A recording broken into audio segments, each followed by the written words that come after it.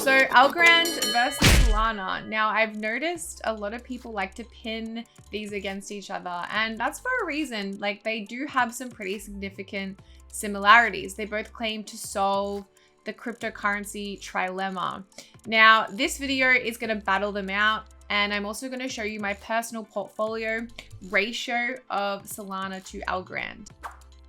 Okay, so firstly, why do these two cryptocurrencies consistently get pinned against each other? And the reason is they both claim to solve the blockchain trilemma. So decentralization, scalability, and security. And Vitalik Buterin came up with this trilemma, and essentially the gist is like pick two, because you can't have like all three. And, you know, Algorand and Solana are saying that, hey, you know, we can do this. So just to quickly run through what they mean: decentralization, creating a blockchain system that does not rely on a central point of control; scalability, the ability for a blockchain system to handle an increasingly growing amount of transactions; and security, the ability of a blockchain system to operate as expected, defend itself from attacks, bugs, and other unforeseen issues. Okay, so both coins are Ethereum competitors, and they're pretty serious Ethereum competitors. They are both still in development. They both claim to be solving this cryptocurrency trilemma, as I said before. Both rely on a new consensus algorithm. So Algorand is using something called pure proof of stake, whereas Solana is using something called proof of history. And both have really low fees and really fast transaction speed.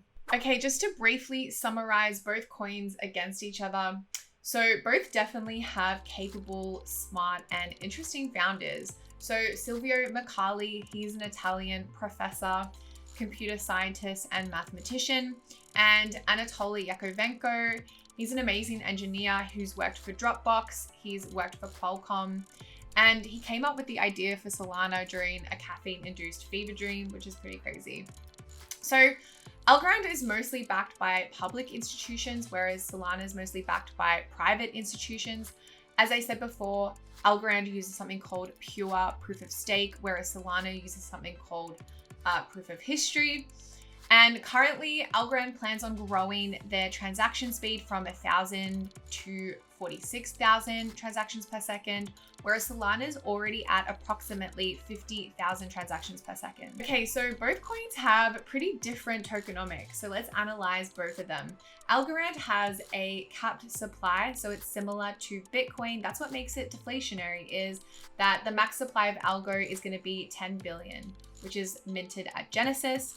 But Algorand's inflation, so the level of Algorand that is sent out into the open market, is much higher than Solana's, and I'll go into this furthermore in a second. Solana doesn't have a capped supply. It is inflationary, so similar to how Ethereum used to be, or how fiat currency is. That means you can create more of it, but it can be controlled, and they're controlling that through fixed inflation rate. So this inflation rate will reduce 15% year on year until it reaches like this long-term inflation rate of 1.5%. And Sol's fee burns will inevitably make Solana deflationary long-term. So although Algorand has like deflation because it has a capped supply, Solana is creating deflation through their inflation rate. Okay, so looking at both coins side by side, you can see that the inflation rate of Algorand is almost double that of Solana's. Now, this is not including fee burns. Obviously, both coins are doing fee burns and they add to the deflationary nature of a coin, but solely focusing on the inflation rate, it's not great to have a really high inflation rate as a trader. The higher the inflation rate is, the more supply out on the market, which means it's going to take more demand to keep prices rising. Okay, so let's look at Solana's biggest strengths in relation to Algorand. So firstly, it's getting more venture capitalists, so more private institutional investment. So it's getting supported by FTX, one of the biggest centralized cryptocurrency exchanges out there. And the CEO of FTX also runs Alameda Research, and Alameda Research invests a lot into Solana-based projects and dApps. So thirdly, Solana is already where Algorand kind of wants to be. And think about it, like Solana already has 50,000 transactions per second. Algorand has this future promise of 46,000 transactions per second. Solana already has this thriving DeFi ecosystem, whereas we're kind of waiting around for Algorand to produce this thriving ecosystem and deliver on these promises. So Solana is also kind of like the edgier, more disruptive technology or blockchain. It's not forming relationships or partnerships with like governments and stuff like that. It's more private institutional players. And this kind of makes Solana a little bit more edgier, a little bit more cooler. So just to give you guys an example of the backing that FTX has for Solana. So they chose to build on Solana for their decentralized exchange called Serum.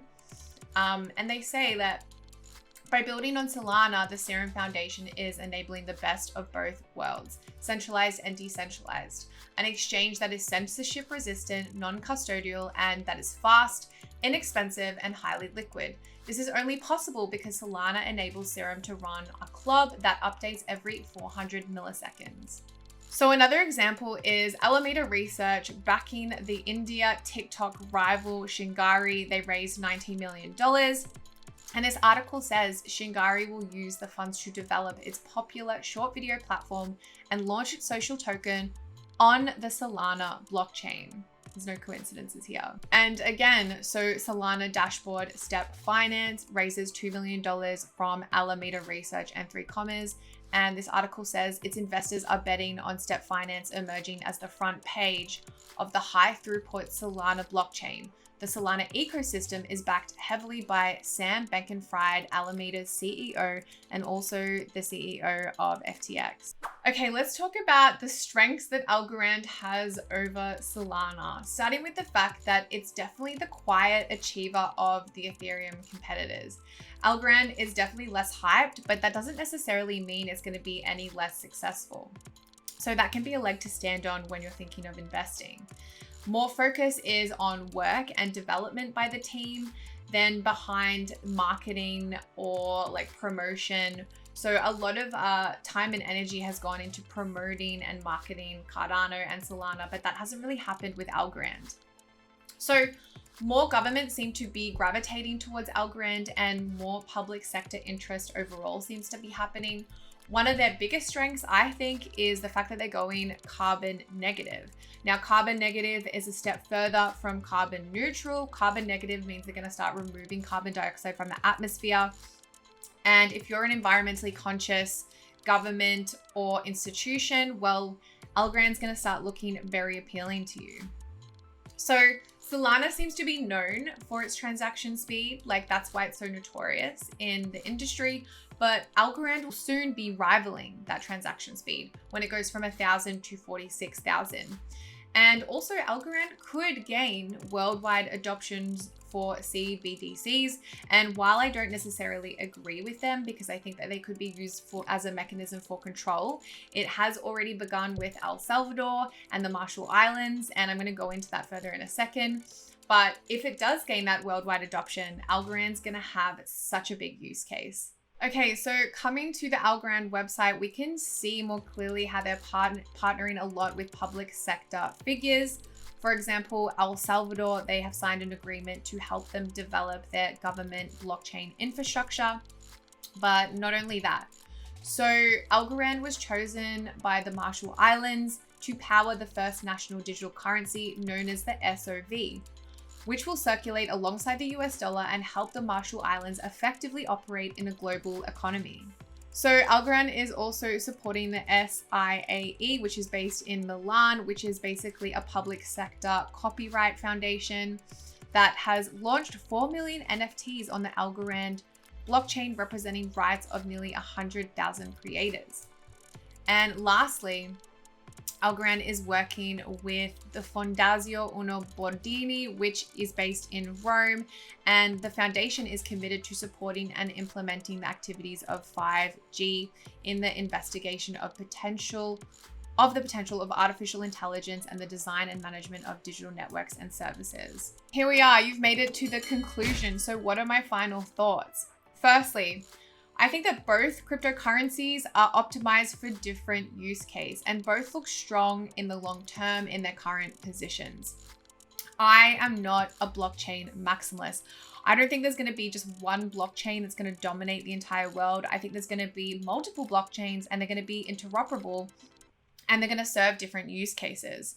Another thing to kind of keep in mind is like, is this just like a question of adoption? Does it really matter about like the technology behind these blockchains, or is it just going to be the blockchains that are adopted faster than the other?